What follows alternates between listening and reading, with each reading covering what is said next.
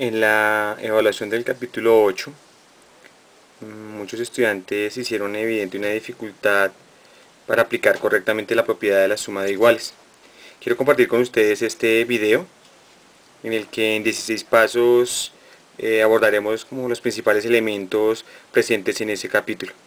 He escogido uno de los trapecios porque en la nivelación esta figura geométrica y la demostración asociada a ella es la que más valor tiene. En este caso tenemos un trapecio con dos segmentos paralelos, que en este caso están marcados aquí como AN y ST. Entonces vamos a referenciar los dos segmentos paralelos. También la información dada contiene una congruencia de segmentos AF y FN. Marquemos esa congruencia en el dibujo, AF congruente con FN. Eso inmediatamente pues nos lleva a pensar que aquí hay un triángulo isósceles y que por lo tanto vamos a poder aplicar en él pues todas las propiedades que se estudiaron en el capítulo 6. En un triángulo isósceles, si estos dos son los lados congruentes, recordemos que a este se le llama entonces la base del triángulo. Con la información que nos han dado de estos dos lados paralelos y estos dos segmentos congruentes, debemos poder ser capaces de demostrar que el ángulo A es congruente con el ángulo N. Cuando hablamos del ángulo A, hacemos referencia a todo este ángulo, es decir, al ángulo SAN, y cuando se habla del ángulo N, se hace referencia concretamente al ángulo TNA, todo este. Bien, empecemos la demostración. Hay que tener mucho cuidado porque algunos estudiantes en la rejilla de la demostración no están anotando nada en este sector, simplemente están anotando dado y dado y dado. No, jamás hemos hecho una demostración con esos parámetros. Aquí debe incluirse la información dada para la demostración. Eso mismo que nos dieron aquí como información básica de trabajo es la que vamos a involucrar aquí como primer paso. Bien, miremos cuál sería entonces el segundo paso en esta demostración. Hace referencia a lo que dijimos. Si nos dan estos dos triángulos congruentes, pues es para decir que ese es un triángulo isósceles. Bueno, lo hemos anotado como el triángulo AFN es isósceles, y la justificación pues simplemente definición de triángulo isósceles. Aquí nos faltó la tilde, muy importante tener en cuenta la ortografía, que debe ser abordada pues desde todas las áreas del conocimiento. Bien, pasemos al paso número 3. Aparece aquí la aplicación concreta de una de las propiedades de los triángulos isósceles que vimos en capítulo 6. Vamos a decir que el ángulo 1 es congruente con el ángulo 2. Esos son los ángulos de la base del triángulo. Y hay un teorema que habla de eso. Lo tenemos precisamente aquí referenciado. Es el teorema 6.1, que dice que en un triángulo isósceles los ángulos de la base son congruentes.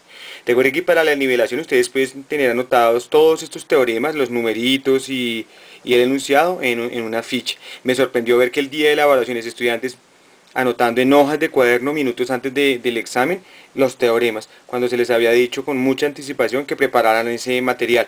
Espero pues no tener que ver eso en esta oportunidad. Bien, ¿qué tenemos aquí como paso número 4?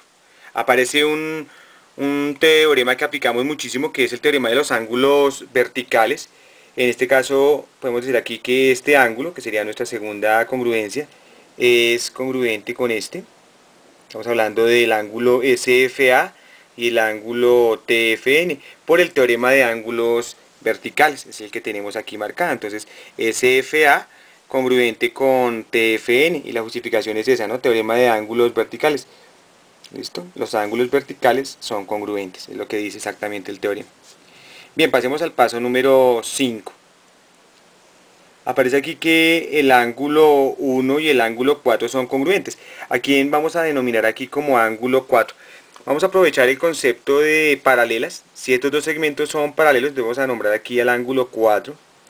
Entonces lo que estamos diciendo es que el ángulo 1 y el ángulo 4 son congruentes. Y la justificación es que, como hay paralelas, estos dos ángulos son ángulos alternos internos. Y el teorema 5.6 nos garantiza eso, que son congruentes. Entonces, mire cómo lo tenemos escrito acá. Ángulo 1 congruente con ángulo 2. Y la justificación, discúlpenme, ángulo 1 con ángulo 4, está aquí abajito, Paso 5, ángulo 1 congruente con ángulo 4. Y la justificación es esa, ¿no? Teorema 5.6, los ángulos, falta la tilde, los ángulos alternos internos son congruentes. Bueno, quiero hacer referencia a una cosita en el dibujo, y es que hemos dejado una sola rayita para indicar que ellos dos son congruentes, ¿cierto? Miden lo mismo y ellos dos miden lo mismo, o sea que de una u otra manera estos dos también terminarán midiendo lo mismo, y de pronto más adelante vamos a necesitar eso. También vamos a plantear lo mismo con el ángulo 2 y un ángulo que vamos a referenciar aquí como ángulo 5.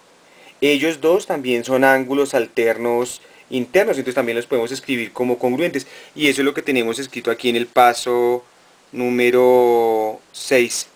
¿Listo? Pero no es 5, no era 5 en el dibujo, era ángulo 3. Vamos a corregir acá en el dibujo, es ángulo 3.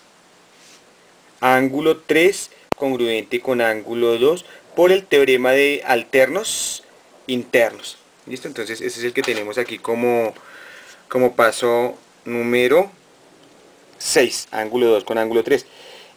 Como es la misma justificación que empleamos en el paso 5, por eso escribimos razón 5, para no tener que volver a escribir todo eso. Ahora bien, como están seguidos, también se pueden usar comillas, ¿no? Como lo veníamos haciendo. Bien. Vamos al paso número 7, que aparece aquí marcado como paso número 7. Es decir, que el ángulo 2 y el ángulo 4 son congruentes. Entonces, el ángulo 2, miremos en el dibujo quién es el 2 y el 4. El ángulo 2 y el 4 son congruentes. Pero mire que eso no lo podemos hacer solo porque lo tengamos marcado en el dibujo. Se necesita una transitividad. Vamos a mirar cuál es la justificación para decir que el 2 y el 4 son congruentes. Entonces, subimos aquí a la razón. Entonces dice que el 2 y el 4 son congruentes por transitividad, bien importante, importante escribir entre, para poder ir a verificar, mire, entre los pasos 3 y 5. Entonces, si venimos a mirar quién era el paso 3, miren, en el paso 3 habíamos dicho, ángulo 1 congruente con el 2, y en el paso 5 dice ángulo 1 congruente con el 4.